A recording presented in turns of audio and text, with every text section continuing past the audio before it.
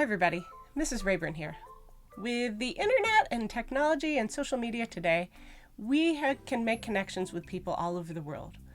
But at times, those connections can feel a little bit impersonal. One of the best ways that we can make a personal connection to somebody who we are thinking about or who we care about is by writing them a handwritten letter or making them a greeting card. Now, we've all been to Hallmark, we've all wandered the aisles of the grocery store card section, but have you ever thought about the fact that every single one of those hundreds of greeting cards was designed by an artist? There is actually a job called a greeting card designer. Usually greeting card designers are trained as graphic designers, illustrators, and often as writers. In this video, I'm going to demonstrate some ways that you can make your own one-of-a-kind unique greeting card that you can send to somebody that you are thinking about.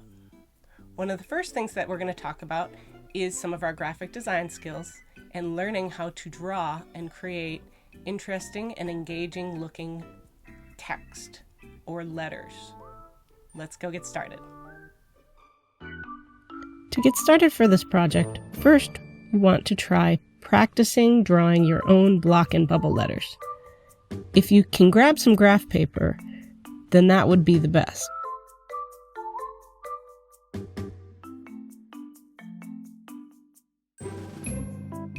If you don't have graph paper, lined paper will do for practicing your lettering. If you don't have that either, use some plain paper and a pencil and a ruler. I am going to do that in my demonstration because I want to show you guys how you can work with as little materials as possible. To start, I am going to demonstrate simple block letter. Then I am going to make it more interesting and complex. Important things when drawing your own letters on anything is to pre-plan the layout. First, decide what you want it to say. For example, I'm using the word thanks. Count the number of letters and spaces. Thanks has 6 letters, and since there's not more than one word in what I'm going to draw, then I don't have to worry about any spaces. Decide where the word or words should start and where it will finish. Divide that space into equal-sized spaces with light guidelines. We have all, at one time or another, started writing a word and run out of room at the edge of our paper. Laying it out first helps prevent that. It also helps you to make the letters uniform in size. After you have your layout, begin by writing the letters out normally. Capital letters will be easier to work with when you're doing block letters, but you can do it with lowercase as well. Since I am doing block letters, I left extra space between each letter so that I have room to expand them.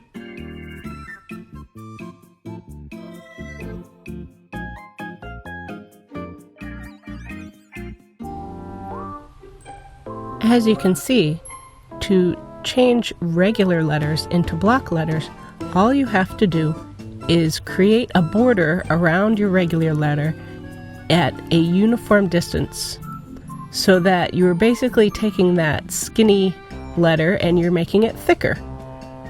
You can see why the space between the letters is important, otherwise they would be overlapping or touching. Sometimes you will want them to overlap and touch, and we'll touch on that a little bit later in the demonstration.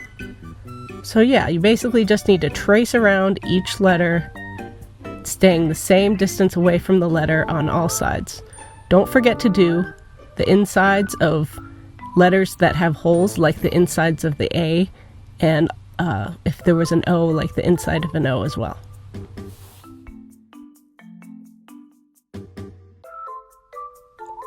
Now you could erase your guidelines and have nice, evenly spaced block letters. I am going to take it one step further and add a drop shadow to create a 3D effect.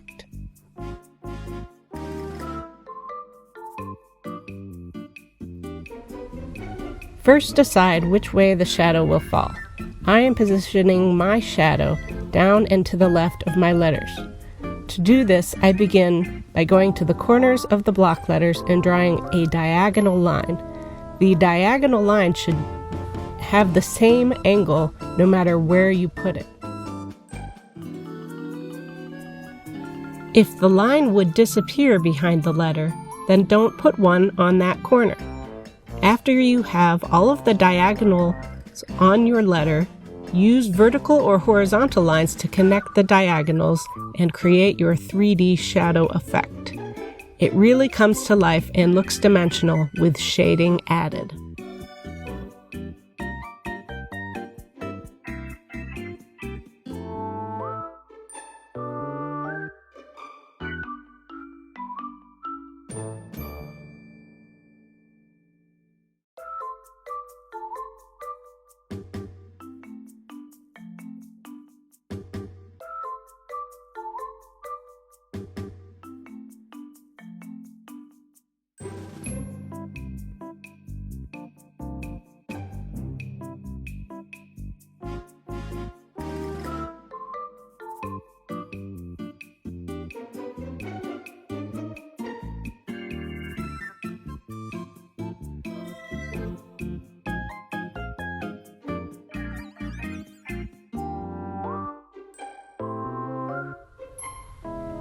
Making bubble letters is quite similar to making block letters.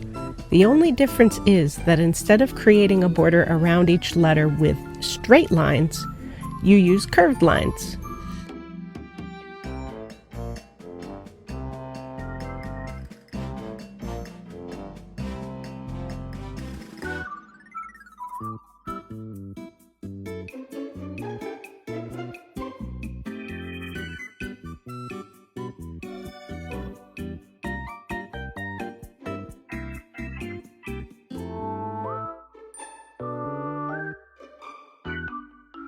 And the spots where the lines overlap, you can create little dimples to make the letters seem more plump and inflated.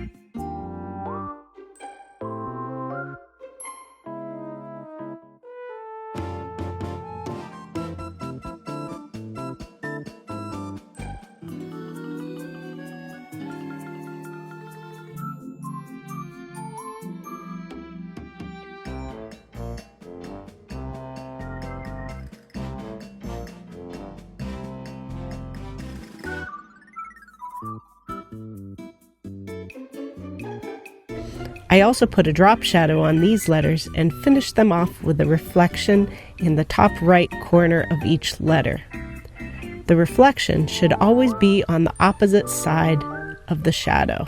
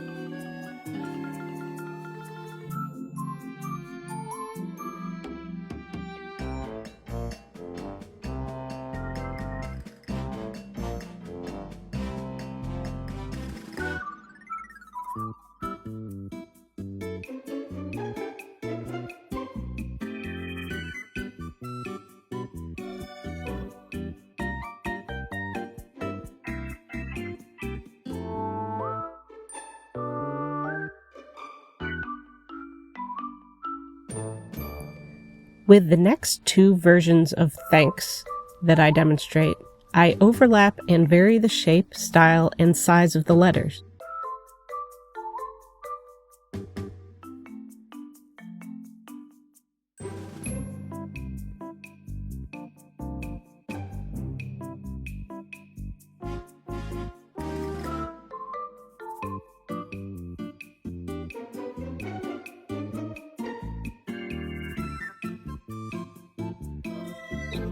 The first one is a variation of block lettering, and the second is a variation of bubble lettering.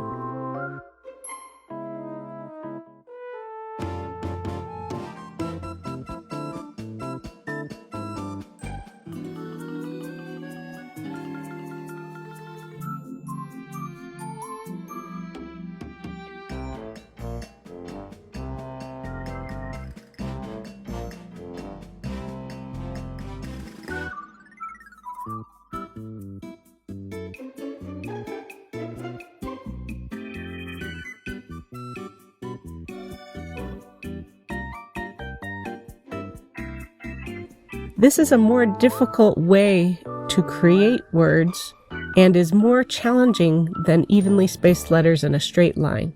However, you can see the finished product is a lot of fun.